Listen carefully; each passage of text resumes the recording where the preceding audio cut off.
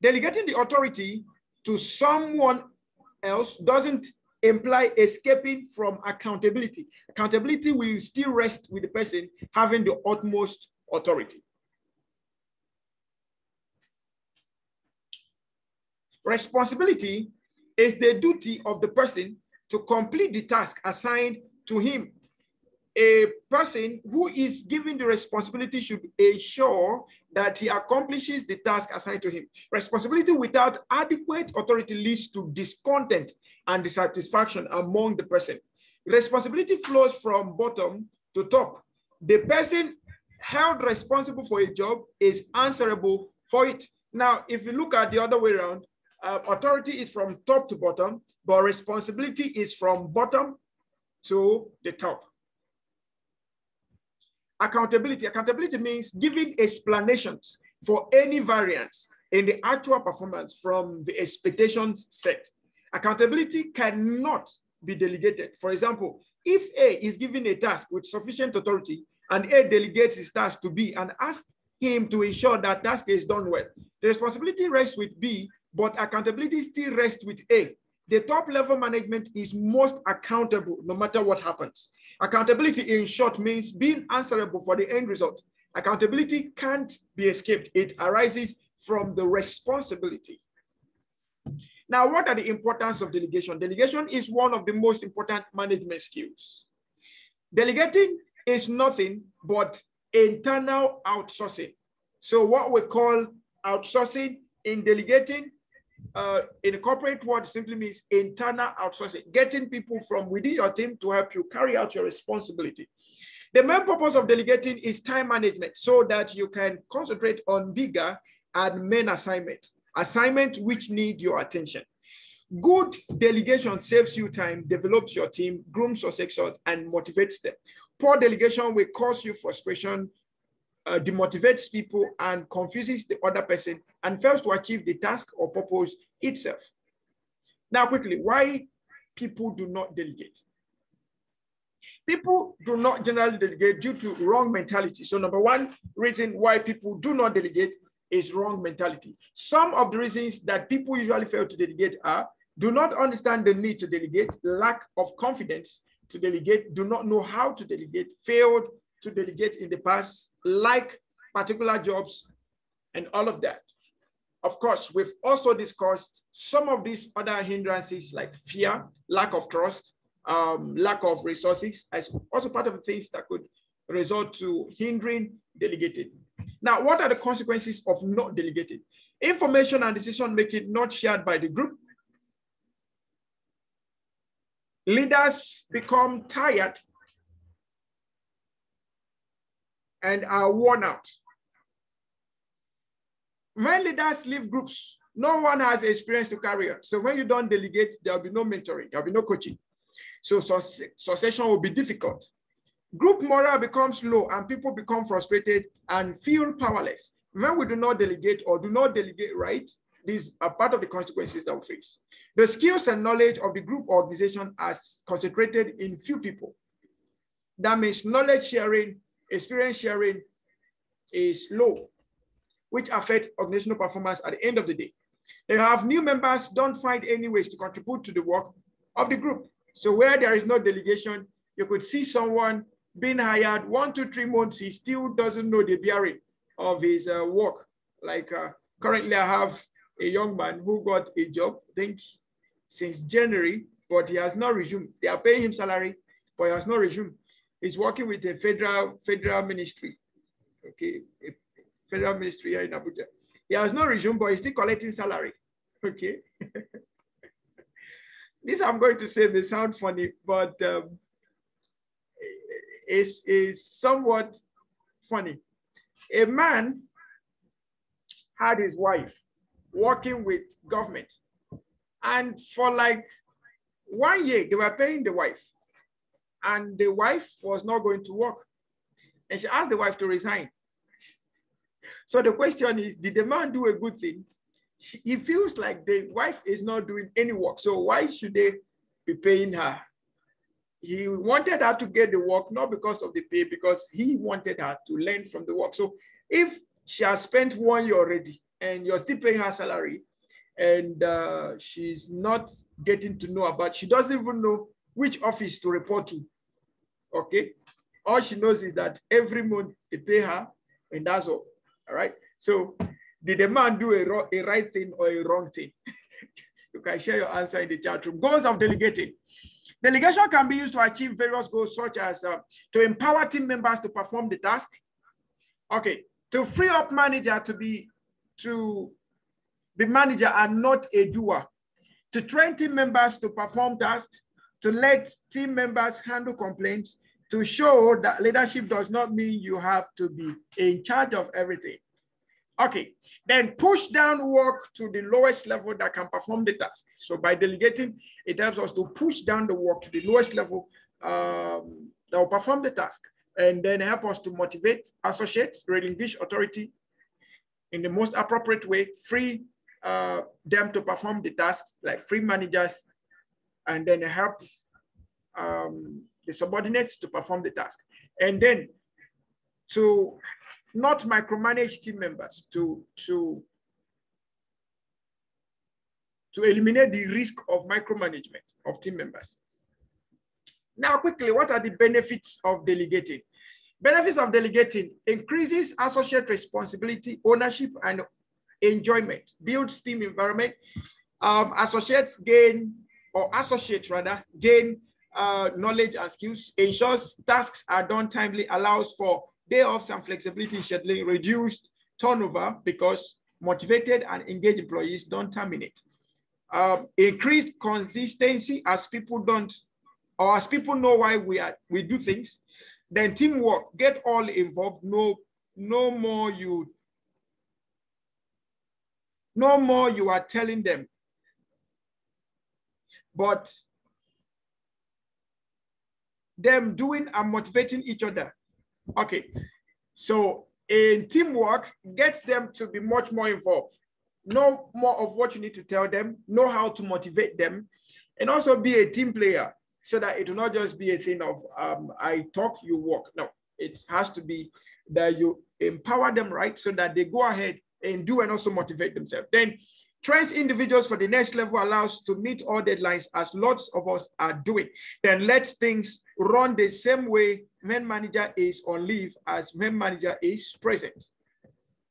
Prepares you for the next step. Corporate role requires ability to delegate and follow up, lets you focus on doing things your staff can't, makes your job manageable. You can't do everything and you are not supposed to. Lets you develop and train your team, prepares you for the next level, evaluate others' work instead of doing it yourself, and then check off things done instead of rushing around to do them, frees you to focus on management tasks, lets you train individuals for the next level. Common excuses to not delegate. I can't do it. Okay, I can do it better myself. Okay, these are some of the reasons why people feel like they shouldn't delegate. I don't know if I can trust my subordinate to do it. My subordinate isn't qualified to do it. My subordinate doesn't want more responsibility. I don't have time to show my subordinate how to do it. My subordinate already has enough to do. I can do it faster than my subordinate. My subordinate messed up last time I assigned a task. I am the manager. So these are some of the reasons why people feel they should do all the work themselves. So why delegate? To use skills and resources already within the group, to keep from burning out a few leaders, to develop new leaders and build new skills, to delegate things or to get things done, to become more powerful as a group, to allow everyone to feel a part of the effort and success, to effectively manage time, to increase productivity, to allow growth of the deputy rather, to prevent the group from getting too dependent on one or two leaders, to free yourself to run your business and to see the big picture, to develop your employees and make them more valuable, to walk through others to be effective, to equip members to solve their own problem, to use everyone to their maximum potential, to maximize the overall effectiveness of you and your team, to give you more time for adding value, to motivate your staff and assess their potential, to respond faster to changes in your business when you can rely on nimble employees to take charge. Group members feel more committed if they have a role and feel needed. Now, flowchart for delegation decision. You can use the following flowchart to come to a decision whether the task can be delegated or not. Does this need to be done? If no, resist and stop that work, or resist and stop that task. Does this need to be done? All right, now, if yes, does it need to be done by me? If no, consider delegating it. If yes, does it need to be done now? If no, you can plan on delegating it. And then if yes, you do it. Now, with this simple flowchart, you can know which work to do, which ones to delegate. And by delegating also, or perhaps by knowing which works to do and the ones to delegate, it will help you to know which areas you need to empower your group, your team members, your staff on. Okay, very, very important. If it is not a must that you must be the one sending out the emails, then you must learn to train your group on how to send out emails. When to send the emails, they value the emails you carry and all of that. If you're not the one to be for calls, if you mustn't answer all the calls, then you need to find out how to empower whoever they're going to delegate that responsibility to, so as to know what to respond to each call, how to report on each call and all of that. Okay, so number one, how critical is the work? Must it be done? If it must be done, must it be done by me? If it must be done by me, must it be done now? Look at these questions and use them to analyze those tasks around your office, around your table.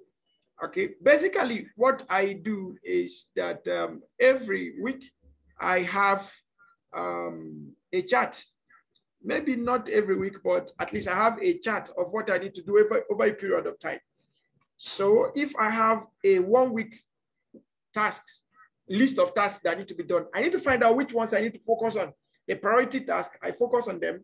Then the ones that are not priority, I find a way to delegate it to other people in the office, and everybody get to focus on their work.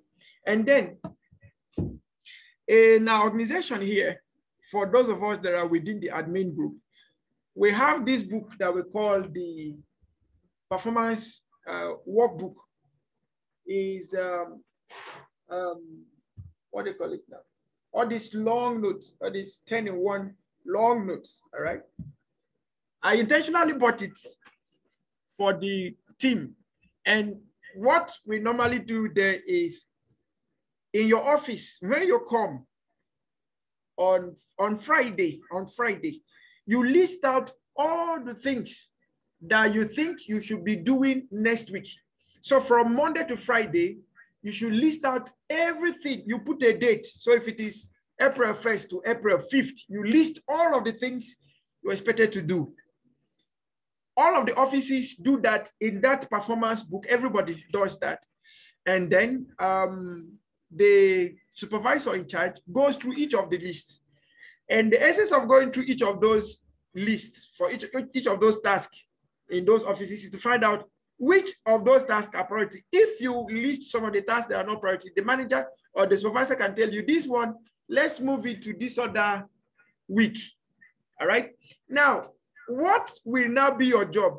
By the time you come on Monday, you take out the ones you have done. By the time you're going, you're reporting on the work you've done from the list of tasks you gave on Friday, the previous Friday. So from Monday to Friday, you ensure that you carry out all those tasks. Please also do remember, by the time you're doing that on Friday, if there are tasks that the supervisor feel like we omitted them and they need to be done, he brings it back and then fix them as, is it carryover? Is it carryover now? Okay, let me use that word. Carryover tasks, tasks that were supposed to be done last week that were not done. The supervisor brings it to the next week and then make sure that it fits to where it's supposed to be. And then there are contingent work also. There are contingent work. So while you're working on the ones you know, you should also make room for the ones you don't know. By the time you come to work on Monday, you should find out if there are contingent work that are coming up that will demand your attention on Tuesday. Then you look at your schedule for Tuesday and then know how to manage that. Now, by Doing that, we have reduced work to the barest minimum. Now, if you wish to work from your home, you're on your own. If you wish to come to the office and do the work, good. But the simple truth is we already have a list of what needs to be done. And we have a system where we monitor all of the tasks you're going to be doing. So if you get them done, we appraise you right. If you don't get them done, somebody will quickly get back to you and ask you what is happening. Your task is not getting done, okay? And you have to sit up and do it, all right? So if you have such a, will I say, proactive work pattern, then it's already set that, okay, you know which ones to delegate and which ones to focus on, all right? So if what I just shared seems good, you can try it with your organization. Have a worksheet. By Friday, everybody write down all of the things you're going to be doing next week, put the date, so that the supervisor will go through it and then know whether those work are going to be beneficial or not, and then help prioritize the work, more importantly. Now, what to delegate is important to decide what to delegate. The following should be kept in mind to decide whether a task should be delegated or not. Do not delegate what you're not able to do yourself. Delegate, don't abdicate. Okay, because some of us, when we delegate, we don't pay attention to it again. It's like, it doesn't concern us again, all right? Delegate things that aren't part of your core competencies. Don't delegate what you can eliminate. If you shouldn't be doing an activity, then perhaps you shouldn't be giving the activity away to others. Eliminate it. Create a plan to delegate. Don't give out assignments haphazardly. Create a plan to delegate, just like what I just shared now. Still on what to delegate.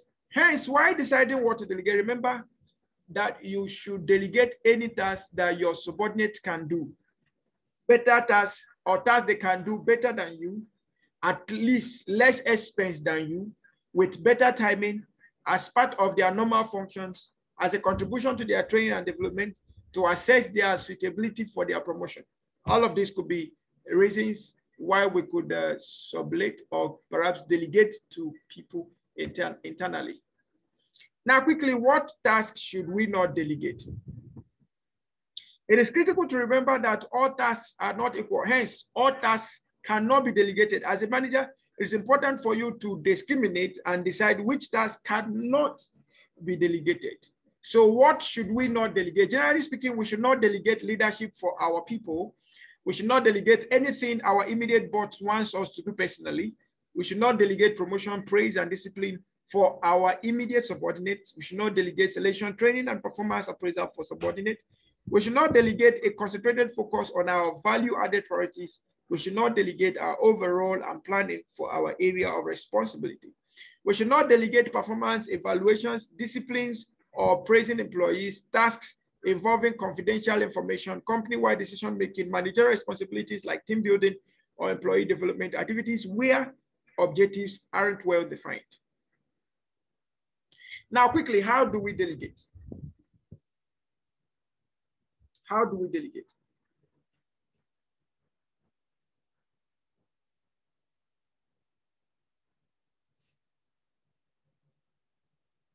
The following are the steps for how to delegate.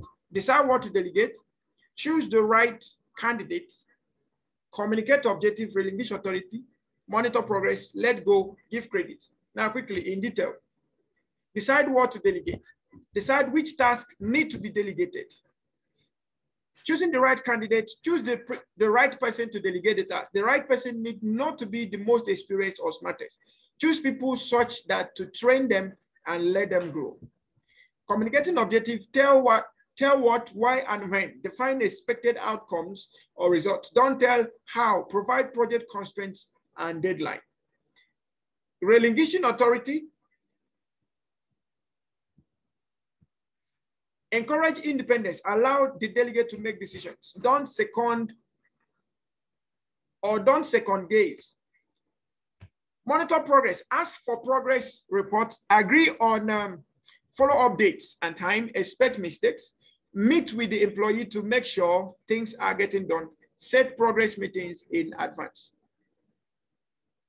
Let go. Be flexible. There is more than one way to do something.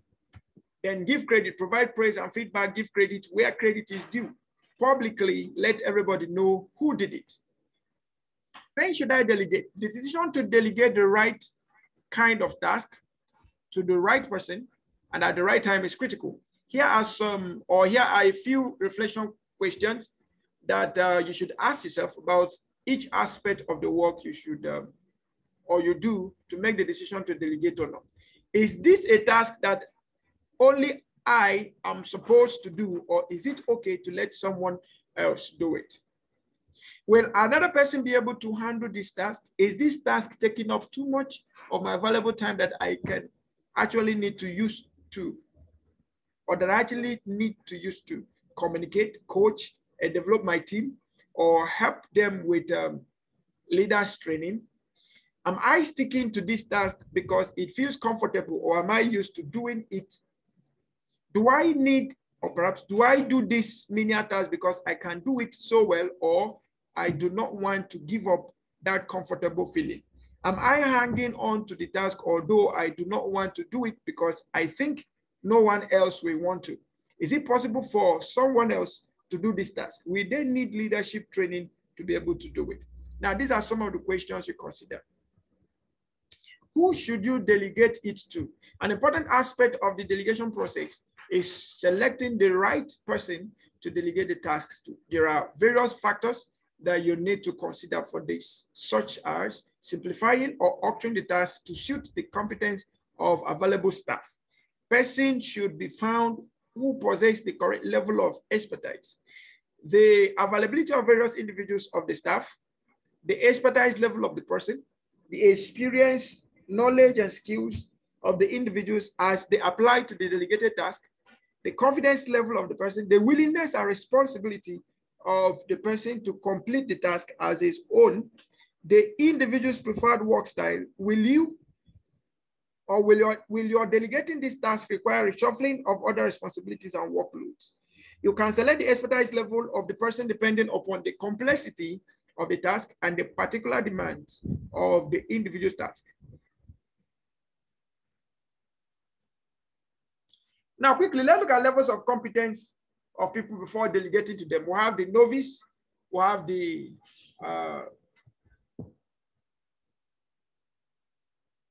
beginner, we have the competent, we have the proficient, then we have the expert. And each of them have their own levels of competence. Novice does not really know anything about this whole work. So he critically adheres to rules, has little experience, and has inflexible behavior. Then you have the beginner, limited perception, place advice in context. They have the competent, gaining perspective, standardized procedures, proficient, holistic view, faster decision-making, uses deviations from norm, and expert, no longer needs to analyze. Enormous experience, he has enormous experience, he has intuitive grasp and advanced problem solving. So all of this explain the different categories of people who we can delegate to. And by the task available to us, we should know from this who we should delegate, whether to a novice, an expert, a beginner, a proficient person, and the rest. Now, steps of effective delegation. Number one, clarify your goals and opportunities. Number two, decide what goals and projects can be done by others. Number three, select the right person. Number four, organize the tasks being delegated. Number five, give clear instructions and request feedback. Number six, set deadlines and ask for report. Number seven, support and monitor. Number eight, recognition. Now, quickly, describing the process of delegation. Describing the process of delegation. Describing the process of delegation.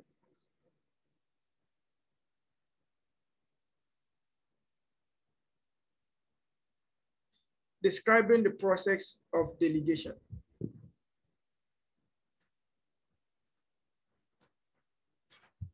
Select what to delegate, decide on how much authority you will give them, clearly communicate precisely what you're delegating, and then check out for mutual understanding around what was agreed, and then follow up, evaluate, and recognize work well done.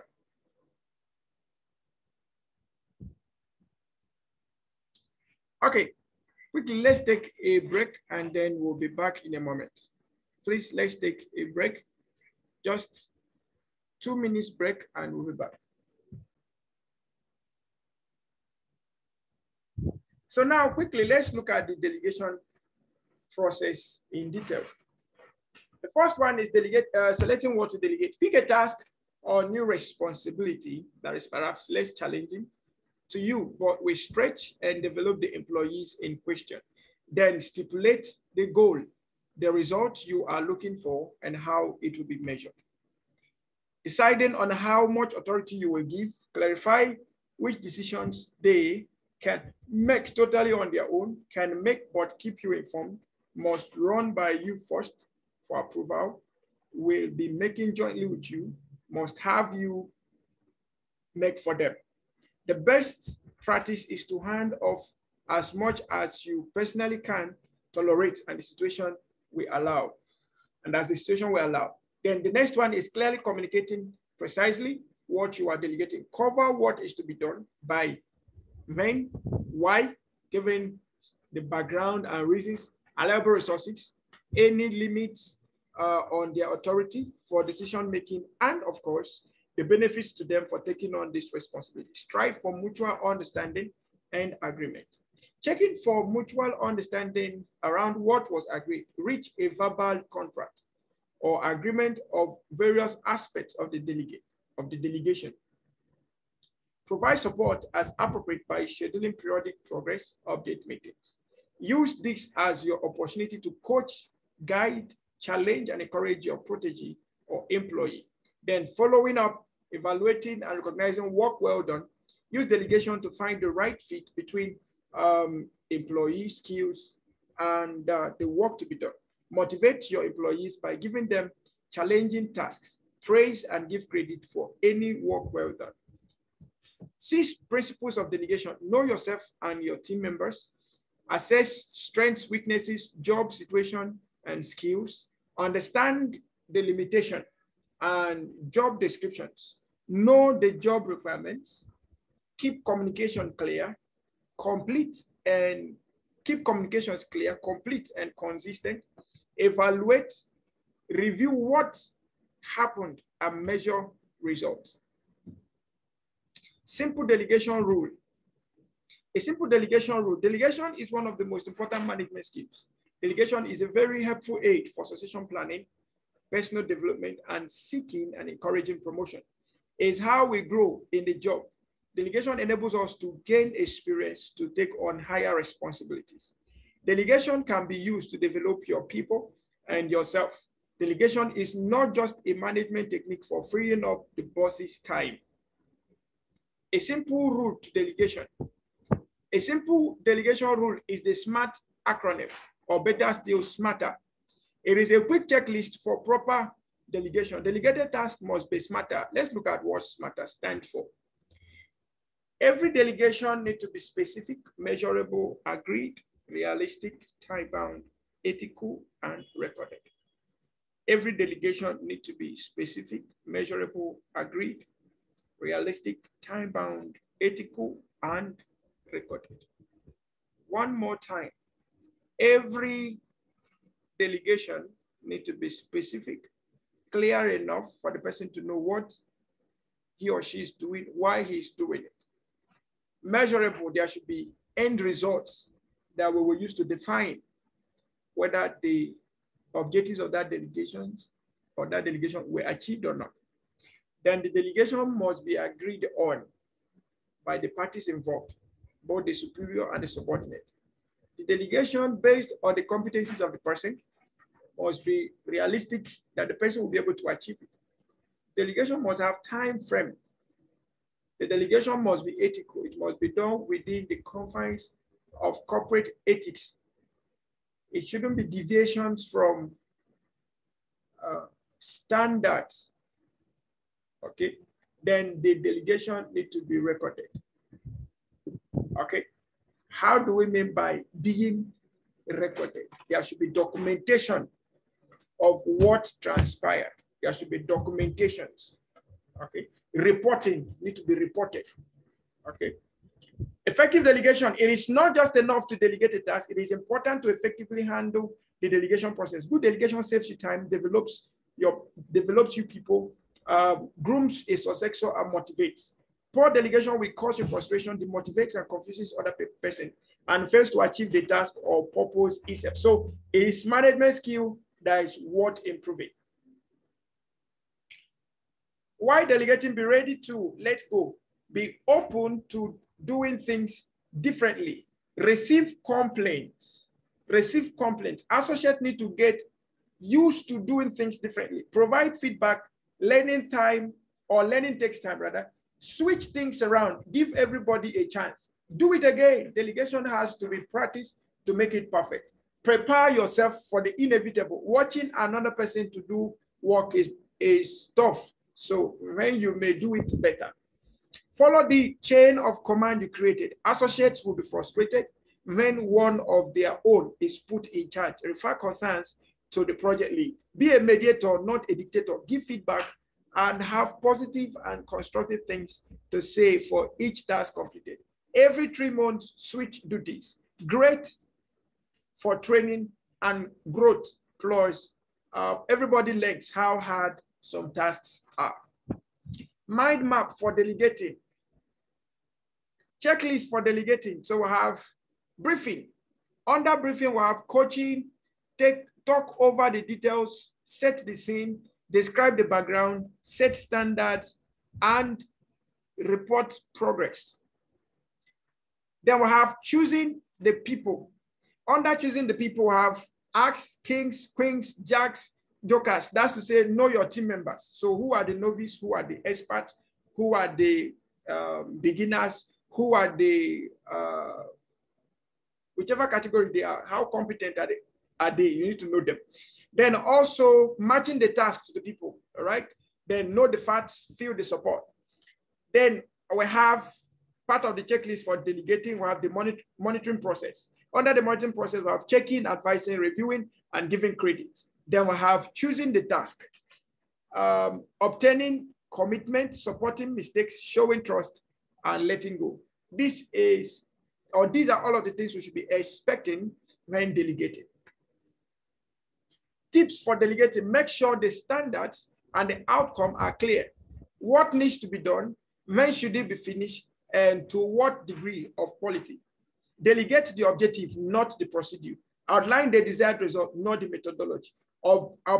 Obtain feedback from employees to ensure they feel they are being treated appropriately. Delegate to the right person. Don't always give tasks to the strongest, most experienced, or first available person. Spread delegation around and give people new experiences as part of their training. Be sure to delegate the authority along with the responsibility. Trust people to do well and don't look over their shoulders or check up with them along the way unless they ask. Be prepared to trade short-term errors for long-term results. When you finish giving instructions, the last thing to ask is, what else do you need to get started? Give praise and feedback at the end of the project and additional responsibilities. Attitudes to delegating. It is very important to have the right attitude to delegating. Delegating a task with the right attitude means we must be able to let go, show trust, support mistake, obtain commitment.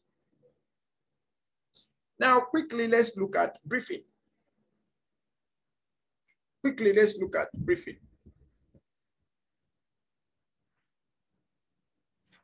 During the briefing, to explain the objective and outcome of the delegated task, we have to set the scene, talk over details, describe the background, set the standards, coach, reach an agreement on how to report progress. For monitoring the progress, we have to check, advise, review, and give credit. On checking, we have to know what should be happening, what is actually happening, and any substantial variation on advice. Advice when the person asks for advice. Advice when you feel that a person lacks confidence. Ensure that you advise such that the person does not become over-dependent on you. Advise and encourage the delegate to treat the tasks as their own. On review, compare and review results with standards set earlier. Discuss how the task was performed. Congratulate the person on things that went well, what they have learned, and areas to improve.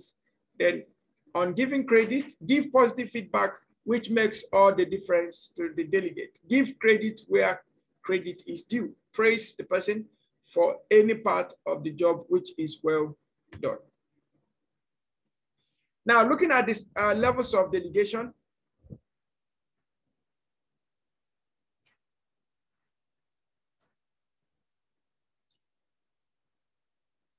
delegation isn't just a matter of telling someone else what to do. You can give varying degrees of freedom to the delegate while delegating a task to him or her. You may decide to give more freedom to a more experienced and reliable person. Also, if a task is more critical, then you may be more courteous while extending a lot of freedom. There are a few levels of delegation given below. However, there are many more shades of gray between these black and white examples. Let us look at the levels of delegation with their examples. The levels range from 1 to 10, and these different delegation levels progressively offer, encourage, and enable more delegated freedom. Level 1 is the lowest level of the delegated freedom, basically none. And then level 10 is the highest level of typically and rarely found in organizations. So if you have level 1, so from these boxes you see, or these cells you see here, you see level 1, you see level 2, and then you see level 3, 4, 5, 6, 7, 8, 9, 10. Okay. So let's see what each one talks about. Level 1, wait to be told, or do exactly what I say, or follow these instructions precisely. This is instruction. There is no delegated freedom at all. In level 2, look into this and tell me the situation. I will decide. This is asking for investigation and analysis, but no recommendation. The person delegating retains responsibility for assessing options prior to making the decision. Level 3, look into this and tell me the situation. We will decide together. This level of delegation encourages and shares the analysis and decision to be a shared process, which can be very helpful in coaching and development. Level 4, tell me the situation and what help you need from me in assessing and handling it. Then we will decide. This opens the possibility of greater freedom for analysis and decision making, subject to both people agreeing this is appropriate. Again, this level is helpful in growing and defining coaching and development relationships. Level 5, give me your analysis of the situation, reasons, options, pros and cons, and recommendation, and I let you know whether you can go ahead. Ask for analysis and recommendation, but you will check and think. You will check the thinking before deciding. Level 6, decide and let me know your decision and wait for my go ahead before proceeding. The other person is trusted to assess the situation and options and probably competent enough to decide and implement too, but for reasons of task importance or competence, or perhaps externally changing factors, the boss prefers to keep control of timing. Level 7, decide and let me know when your decision. Let me know your decision rather. Then go ahead unless I say not to. Now the other person begins to control the action. The subtle increase in responsibility saves time. This can be used very effectively when seeking responsibility from above or elsewhere in an organization, especially one which is strangled by indecision and bureaucracy. Level 8, decide and take action. Let me know what you did and what happened. This level of delegation enables a degree of follow-up by the manager as to the effectiveness of the delegated responsibility, which is necessary when people are being managed from a greater distance or more hands-off. Level 9, decide and take action. You need not to check back with me. The most freedom that you can give to another person when you still need to retain responsibility for the activity, a higher level of confidence is necessary. Feedback and review remain helpful and important, although the relationship is more likely one of mentoring rather than coaching per se. In the final level, level 10, decide where actions need to be taken and manage the situation accordingly is your area of responsibility now. So if you check on all we've done, we have been able to grow from level 1, where we had no freedom, to an area we have all the freedom. Okay, so delegation is a process. Deciding the level of delegation. Deciding the level of delegation. It is very important to decide on the level of delegation for delegating a task. A few points to keep in mind while delegating the level of delegations are, or deciding the level of delegations are: choose the most appropriate style for each situation. Ask the other person or delegate what level of authority they feel comfortable being given. Come to an agreement with the delegate on the level which is most appropriate so that the job is done effectively and with minimal or necessary involvement from you. Be creative in choosing levels of delegated responsibility and always check with the other person that they are comfortable with your chosen level.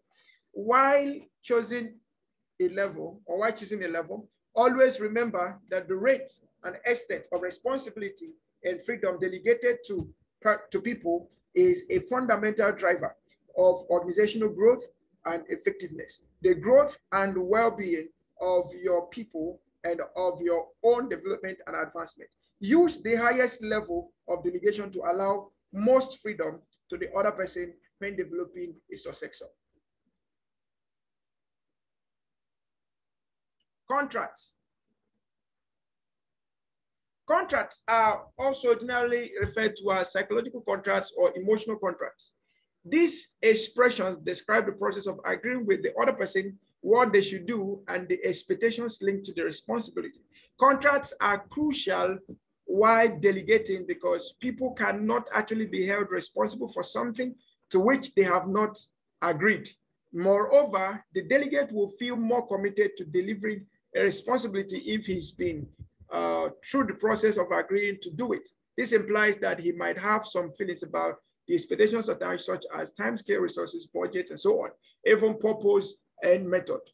In the contracting process, it is essential that you must give the other person the opportunity to discuss, question, and suggest issues concerning the expectations attached to the delegated task. Hence, while delegating a task, a specific discussion must take place to establish proper agreement or contract between you and the other person.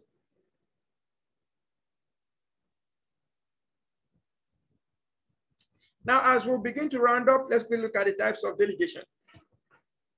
Delegation may be of the following type. We have the general delegation. In general delegation, the subordinate is granted authority to perform all the functions in the department or division. However, the subordinate exercises this authority under the overall guidance and control of the supervisor. Then we have specific delegation. Under specific delegation, a person is given authority regarding specific function or functions. Specific delegation is very common in business. For example, the power that is delegated to the production manager falls under this category. Various departmental managers get specific authority to undertake the departmental duties from him. Thus, specific delegation is functional in nature. Specific delegation is precise and the subordinate clearly understand what he is expected to do, but it may create inflexibility in the organization. Then we have number 3, formal delegation. When authority is delegated as per the organizational structure, it is called formal delegation. Whenever a task is assigned to a person, the required authority is given to him. This type of delegation is part of the normal functioning of the organization. Such delegation is effective because it leaves no option to the subordinate but to obey the commands of the superior. Then we have the informal delegation. Informal delegation takes place when an individual or a group agrees to work under the direction of an informal leader. Informal delegation is a product of circumstances and not a routine affair. A person may undertake a particular task not because he has been assigned it, but because it's necessary to do this work. Need for informal delegation arises due to procedural delays and red tape. People resort to informal delegation when they want to short-circuit the formal procedures so as to perform the task quickly. Then you have the written delegation made by written orders and instructions, is also known as written delegation. Then you have the oral delegation. Unwritten or oral delegation is given by verbal instructions. There are no written orders given in this type of delegation. Such a delegation is based in custom and conventions. Then you have downward delegation. Downward delegation is the most common type of delegation. Downward delegation occurs when a superior assigns duties and grants authority to his immediate subordinate. Then we have the sideward delegation. It takes place when the subordinate assigns some of his duties and authority to another subordinate of the same rank. Looking at delegation skills, there are a few key skills that a person who is delegating should inculcate in him or her to ensure effective delegation. These are having delegated, stand back.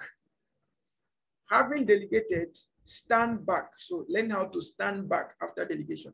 Establish review dates. Know how to book schedules for reviews. Decide the degree of guidance needed by the delegates. Think exactly and then plan in advance.